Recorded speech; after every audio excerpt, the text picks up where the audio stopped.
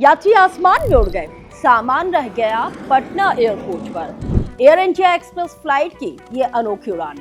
Short से समझिए। नमस्कार, आपके साथ मैं हूं रश्मि कुमारी। पिछले कुछ दिनों से पूरे देश में हवाई सेवा की कई तरह की खबरें लगातार सामने आ रही हैं और हर खबर अपने आप में पहली खबर से एकदम अलग होती है।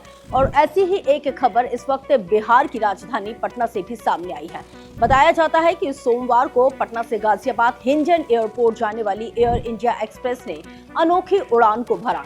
इसमें यात्री तो अपने गंतव्य स्थान तक, अपने डेस्टिनेशन तक पहुंच गए, लेकिन उनका लगेज पटना में ही रह गया। जब यात्री एयरपोर्ट पर उतरे तो उन्हें इस बात की जानकारी दी गई।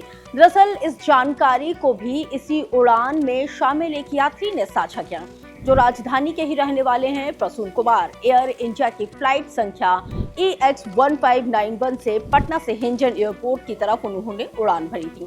उनकी उड़ान संख्या का वक्त दिन में करीब 11:55 पर था और फ्लाइट ने समय पर उड़ान भरी थी। लेकिन बताया तो ये जाता है कि प्रसून कुमार की तरह करीब 30 से ज्यादा ऐसे यात्री थे जो अपने डेस्टिनेशन तो पहुंच गए, लेकिन उनका जो लगेज था वो पटना में ही छूट गया। इस बात की जानकारी खुद प्रसून कुमार ने भी साझा की है। इसके साथ ही यात्रियों ने जब अपने डेस्टिनेशन पे पहुंचने के बाद अपने लगेज के बारे में जानकारी लेने की कोशिश की, तभी ये बात सामने आई कि उनका जो लगेज है वो पटना में ही रह गया है।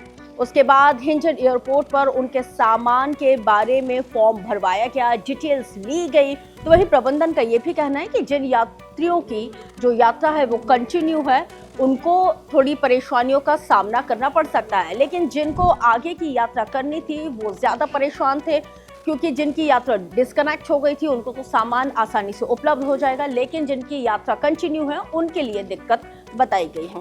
उन सभी को ये जानकारी साझा कर दी गई है और शाम की फ्लाइट से इन सभी लोगों के सामान को पहुंचाने का आश्वासन दिया है।